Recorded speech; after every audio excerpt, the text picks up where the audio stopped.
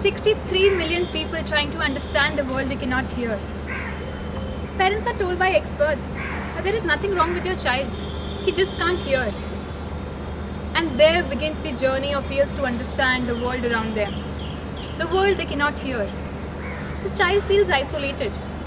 He goes to the school, sees the teacher opening and closing their mouths and writing some strange words on the board. And by rot and a few grace marks, he passes class 10. But what about his employability? Menial labor? Unskilled labor, often in abusive conditions? This is where my journey begins with a project called Sounds of Silence. Each one of us has a mobile phone lying in our cupboard, but just because we've got a new one. And there is no rocket science I'm talking about. I'm just talking about using the 25-year-old SMS technology to help the deaf community, to connect with the outer world and to feel the change. Imagine if I'm deaf, I'll never be able to communicate with you, because what I know is only sign language, which you probably don't know. But given this $20 device, a mobile phone, and using it as a learning device can change the entire story.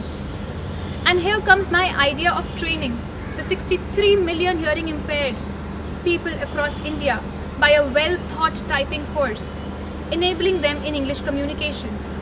No wonder the visual ability of these people help them quickly grasp all what is taught.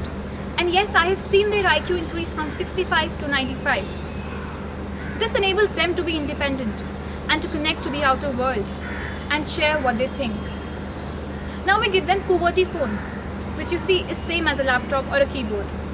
And instead of working in a bookbinding factory or making candles, these people can earn a good living by working in a BPO, by working as computer operators, by working as graphic designers.